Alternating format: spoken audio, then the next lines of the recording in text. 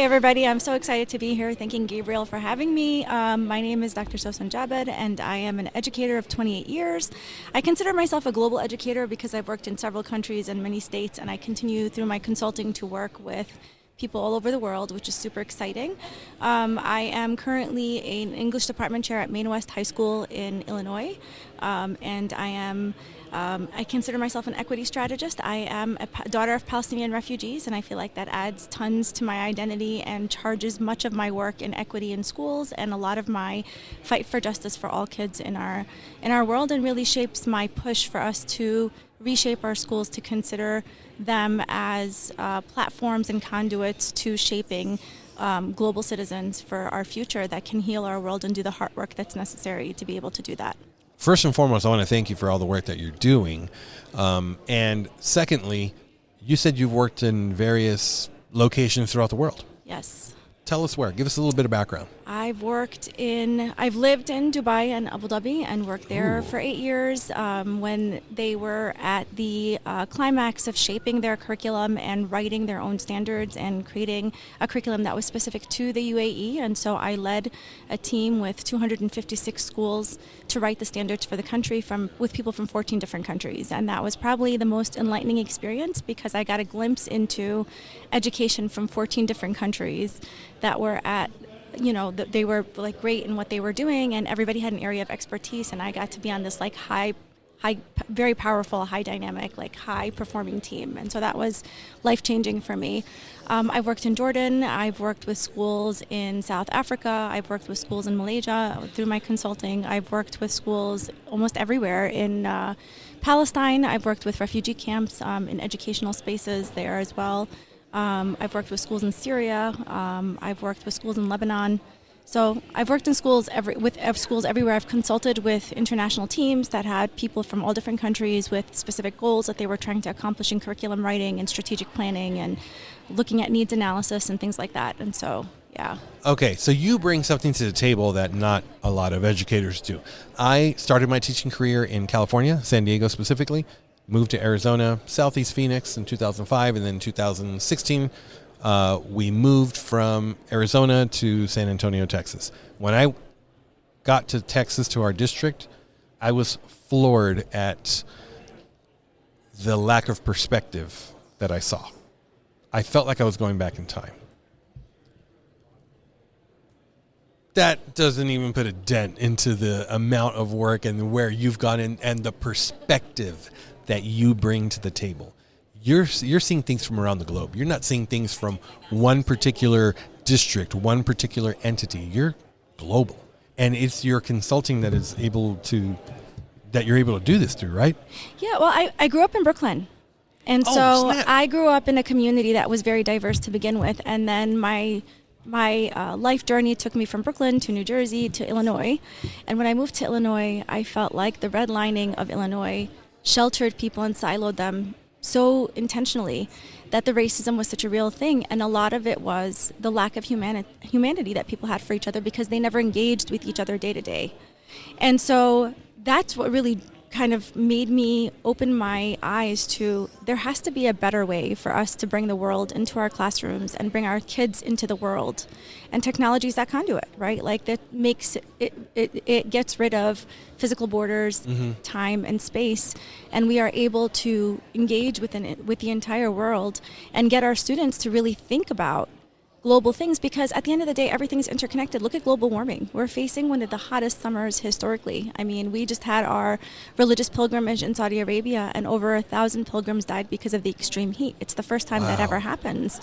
So global warming is a real thing. We're seeing weather changing around the world, and everything any person does in the globe impacts global warming. We're connected, right? We are watching a genocide happening in real time in Palestine that is being funded by global entities. If it wasn't for global entities funding it, it wouldn't have happened. That is interconnectedness. How many of our kids understand the interconnectedness of things that are happening in other parts of the world and their ability to be change agents in some of those things and have a voice there, right? And so that sheltered aspect that you talk about that you saw in Texas creates a wall between us and the world, and being able to have a hand in impacting it and simply just understanding it and valuing the diversity that comes with a global world. We are and I think what I learned too is that in the United States, for whatever reason, well, maybe it comes from, we have like this elitist perspective that we are the best. Yeah, and that absolutely keeps us from valuing and engaging with other countries and other places in a way that allows us to see the value and meaning, and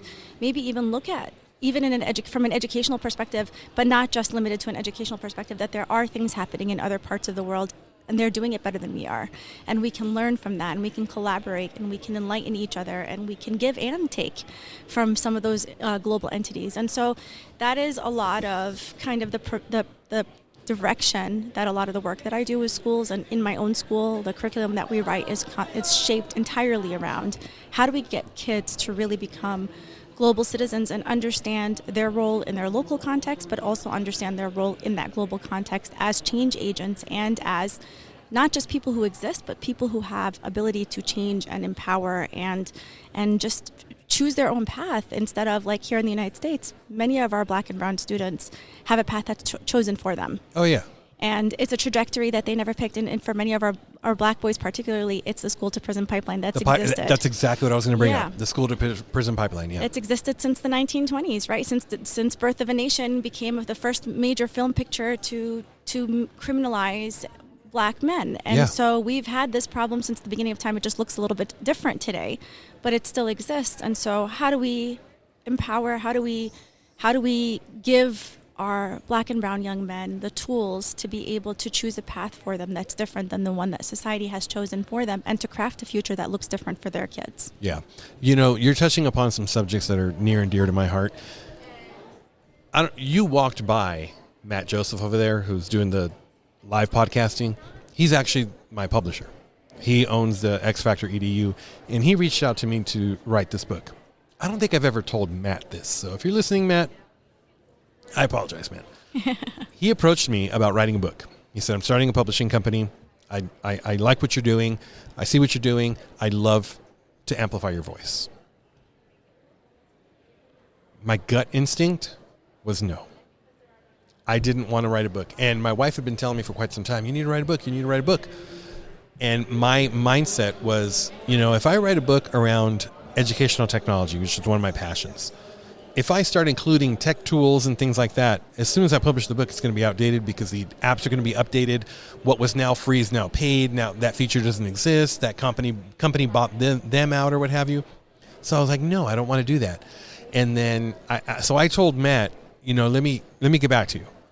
And I sat on it for about 24 hours, and then it hit me. I was just approached by a publisher to write a book.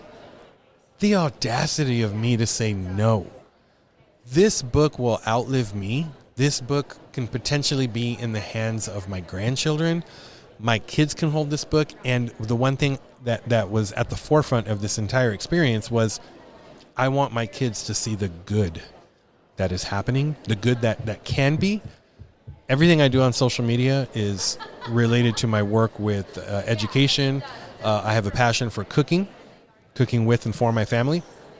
So I wanted them to see through my modeling that good can be done, especially as Mexican Latino men. I wanted us to not be stigmatized to what we see on the news and what we read about on the internet and that. So that triggered me. When you were talking about that, it triggered me in a good way to remember why I do what I do. It's the imposter syndrome. We all walk around with it, right? Like for a long time, I feel that very deeply because as a hijabi, Muslim, Arab woman, I represent a lot of labels. In my intersectionality, as an Arab, I'm constantly labeled a terrorist. As a Palestinian, I'm automatically anti-Semitic. Yeah. As a Muslim, we are always close to and proximate to many for 9/11. As a woman, I'm male-dominated and weak. Like there are so many labels attached to my identity, and I find that school spaces are some of the most violent spaces for people who look like us. And so, for a long time, I was like, let me get my master's. Maybe if I get my master's, I can move up. Maybe I can grow and I can do more. And that didn't do anything for me. Then I said, let me get my national board certification. Oh, and that okay. didn't do anything for me. And then I said, maybe if I get my doctorate. And I still was teaching in a classroom, and I knew I wanted to and could do more. I did do more. I led 250 schools. But here in the United States, I could not get out of the classroom. Not that that's not an honorable role. I just wanted to have more impact. And it didn't happen. So I decided, hey, if these schools are not going to allow me and see my potential to be able to have more impact, then I'm going to carve my own pathway. And that's why I started my own consulting company. And now I'm working globally because I knew that I was capable, and I wasn't going to let their definition of me define my professional trajectory and my ability to have impact and my ability to stand up in front of kids and teachers all over these countries and say, hey, I don't have to talk about being an Arab, Palestinian, Muslim woman. I just need to stand up and be human. And that's going to dismantle so much of what you think you know about me and about my identity, because we just need to interact with each other on a human level for us to really just understand and value and humanize, because what the world has done is intentionally criminalize and dehumanize. Absolutely. And that's what we are afraid of. We walk around with these perceptions of each other that then say, oh, Gabriel's not capable of writing a book. And then you hear it enough, you internalize what you're capable and not capable of doing. So you have to unlearn so you can relearn better things and different things and really dive deep into what you're capable of doing and your potential. Absolutely. And, certain things don't define us. They build our character. They have forged our path and what we do and what we value. But, we are what we do. 100%. Yeah, absolutely. 100%. So you talked about your consulting firm. Yes. Shameless plug. Put it out there. Education Unfiltered. My passion project is curriculum. That's what my doctorate is in. I believe that teachers are the most powerful people in the world. I also believe that I have such a strong ancestry, and I always think about who I want to be as an ancestor. And you talked about leaving a footprint for your children and being a role model. Yeah. Right? And you are not just leaving a footprint for your children and being a role model for them, but what you're putting out there is something that so many kids need to see. I remember last year on the ISTE main stage when Sharif Mekki was talking, the facilitator said, we need to see more black teachers for black young men in schools. And my immediate thought was no. All people need to see, all kids need to see black teachers in schools, and we need to humanize and know that they're transformative in that space for every single child. Yeah. And all kids and all people need to see Gabriel being his best and doing these amazing things that he's doing and forging a pathway for teachers and educators all over the world. They need to see us in these spaces, because that's what's going to shift and humanize and change and create this community. And so how do we use and leverage curriculum and schools as a conduit to do that hard work? How do we create communities and schools with kids that really understand each other and value the diversity that makes this country and this world great and beautiful? How do we give kids the tools to engage with the world that you and I can't even imagine, because it's changing so fast every single day? That's the work that I really like to dive deep into. And then how do we get kids involved and we get communities involved in doing that work, because we historically have still, and we continue to be the gatekeepers of what that looks like, and that's why we keep missing the mark.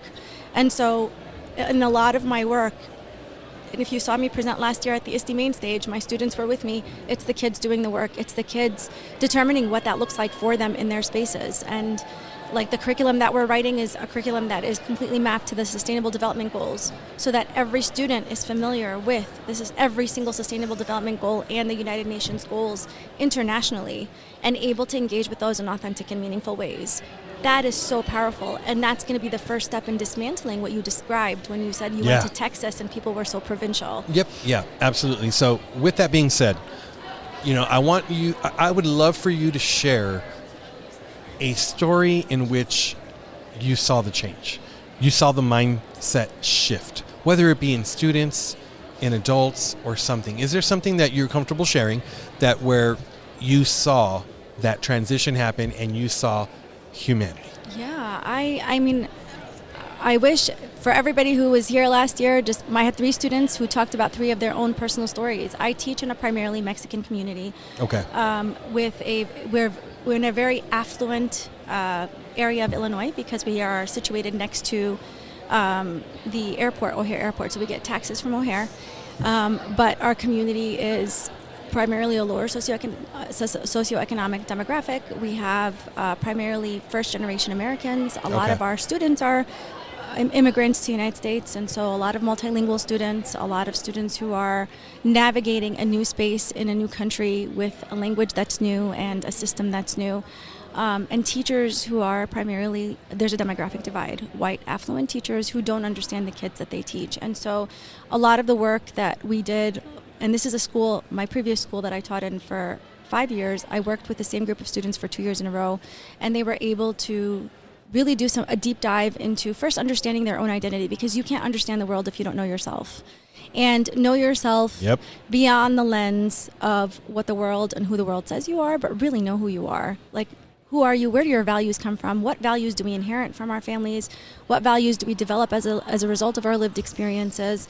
Let's really look at literature of people who are interrogating who they are. We're talking about classes that are freshmen and sophomore and juniors who are engaging with peer-edited research like Dr. Beverly Tatum's The Complexity of Identity, and trying to really interrogate their intersectionality and look at the world in their own perspective and how they view themselves, but also compare that to when they walk out into society, what does society see when they look at them? Yeah. And where are the markers? And then we move from the identity, the self-concept, really building a strong self-concept and loving yourself first, to then understanding marginalized groups that we don't usually talk about. And we talk about where are they now?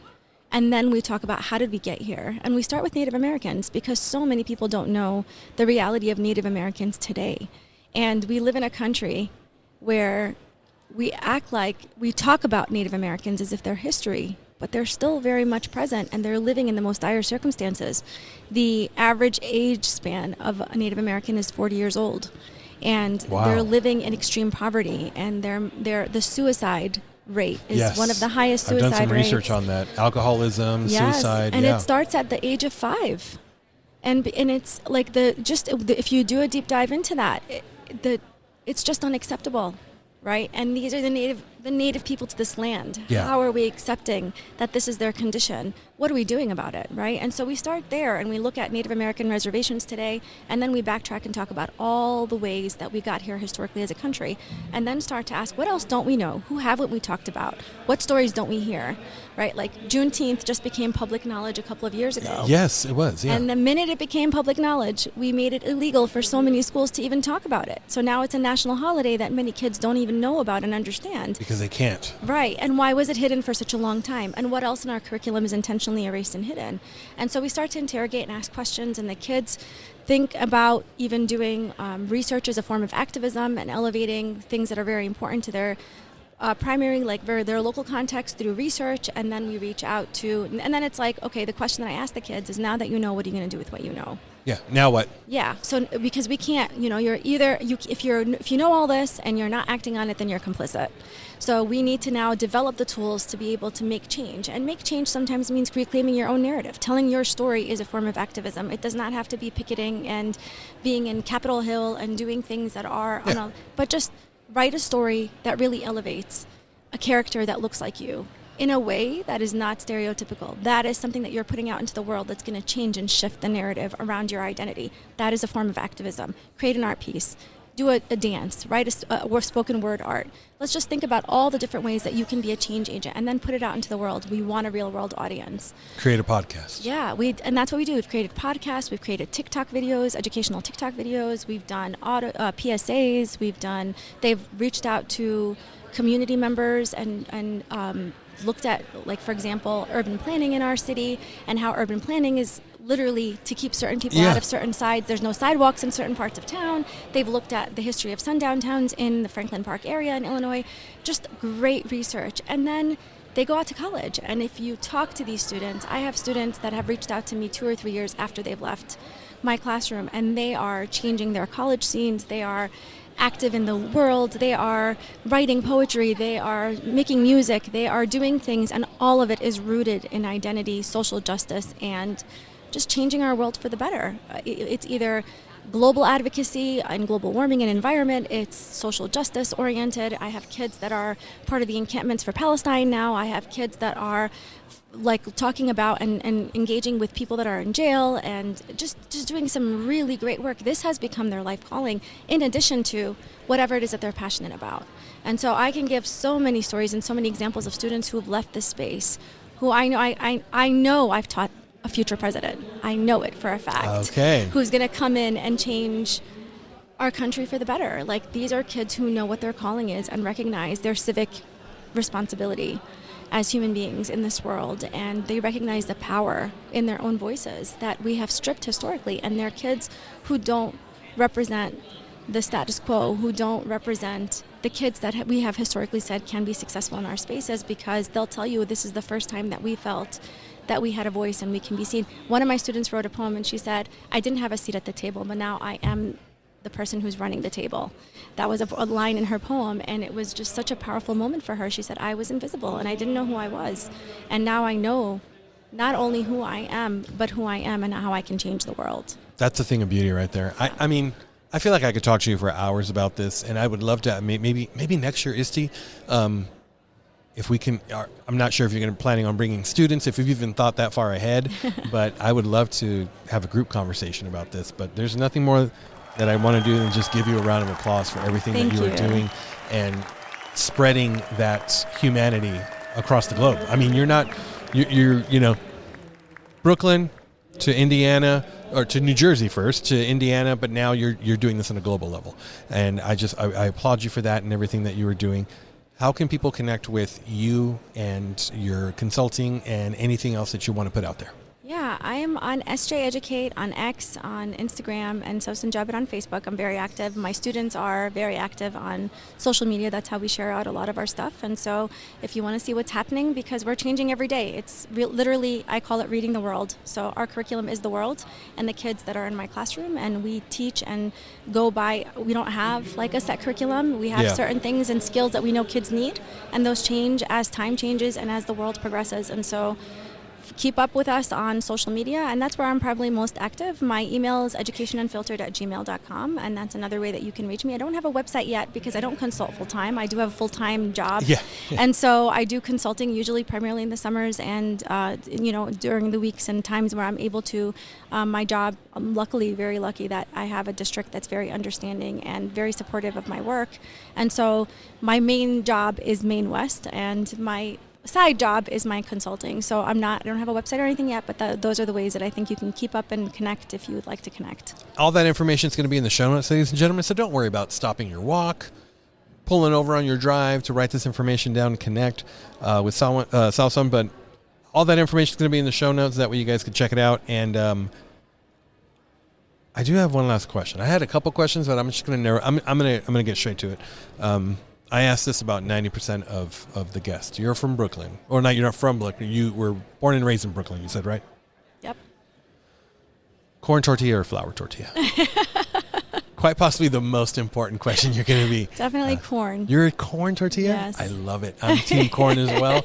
I respect a good flour tortilla, but there's nothing like corn. Oh my gosh. Well, I just want to thank you for everything that you're doing in education and everything you're doing for our future students, our future presidents, our future table makers, as you say. You know, if you don't have a seat at the table, you make your own damn table. Absolutely. And make sure that you're sitting at the head of that table. And I'm so glad that we were able to connect. This conversation came about from that Facebook ISTE collaboration group, right, with Steve Sherman. So a big shout out to Steve Sherman for starting that group and for getting back to me, because that group has made so many great connections with me and just within the group. So thank you so much. Thank you. I'm honored to be here, and thank you for all of what you do, elevating these voices. Not everybody's willing to tell these stories, Gabriel. No, but there's always a story to be told. Absolutely. Yeah. Thank you so much. Enjoy the rest of your conference. You as well. Thank you.